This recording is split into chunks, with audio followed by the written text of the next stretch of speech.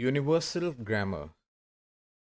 There are a number of criteria of adequacy which a theory of universal grammar must satisfy. So we've been just talking about certain characteristics of UG. So we begin with some characteristic that the criteria of adequacy.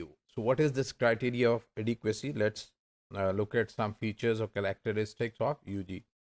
One such criteria is universality, that whatever we define for one human being should be applicable to all the human beings in past and present and what is to come. So a theory of UG must provide us with the tools needed to provide a descriptively adequate grammar for any and every internalized languages. So whatever we define as UG should be applicable to all human beings, to all languages and natural languages. Since the ultimate goal of any theory is explanation, that is understandable. Every theory basically is defined to explain certain phenomenon.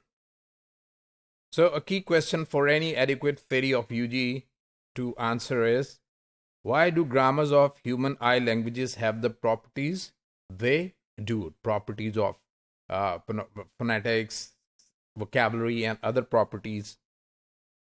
The requirement that a theory should explain why grammars have the properties they do is conventionally referred to as the criterion of explanatory adequacy. So this is another type of criterion.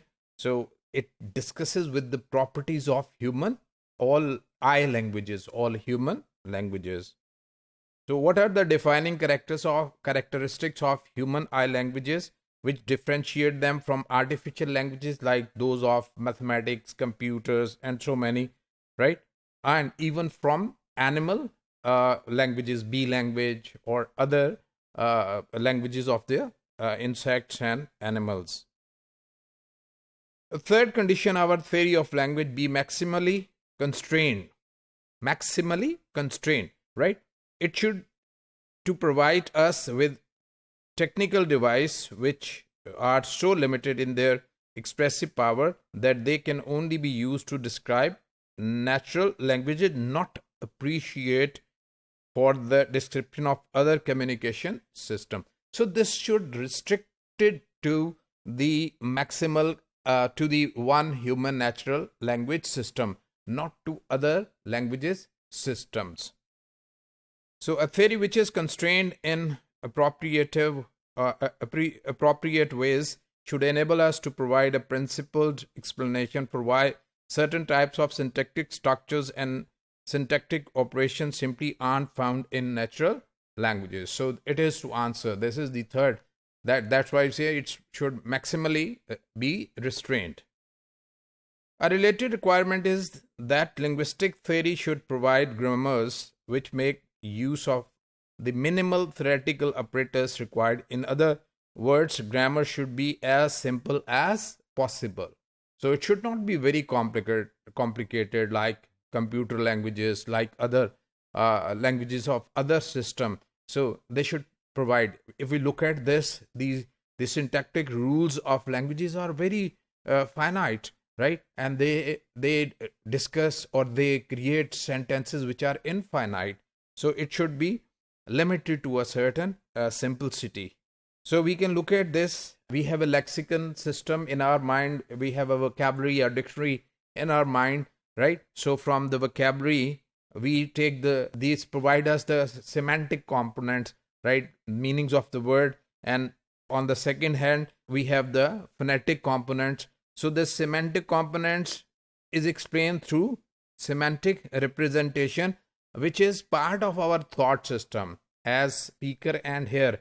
And phonetic component has representation through our speech. So this is how our speech takes place from our brain from the dictionary that is found in our brain. We use semantic components and we use phonetic components. Semantic components represent our thought system, right? We express our ideas through semantic components, and these semantic components are represented through phonetic components, which expresses our speech system. right? So Chomsky refers to the interface with thought system as the conceptual intentional interface. So thought system is our like computer screen that provided us this facility to look at what is on the screen. So this interface, conceptual interface, is like the screen that provides us thought system, and to the interface with speech system as the sensory motor interface, so with which we convey our thoughts through the motor sensory nerves, is motor interface. A fourth condition which a linguistic theory must meet is that of learnability. That is very important point, that how does it help us to learn language. So it must provide grammars which are learnable by young children in a short period of time. And this is very surprising that children learn their language in a very short period of time without any external external teaching, right? This is involuntary. They have to learn a language. The desire to maximize the learnability of natural language grammars provide an additional argument for minimizing the theoretical operators used to describe languages. So the minimum the theoretical operators is, the better to understand language function and how it is learned, right? The theoretical operators used to describe languages, in the sense that the simpler grammars are, the simpler it is for children to acquire them. So the simpler the grammar, the simpler it is for children to acquire the grammar. So this is how, according to Chomsky, we make language learning. This is language faculty. How do we learn our languages, or how do children learn their language?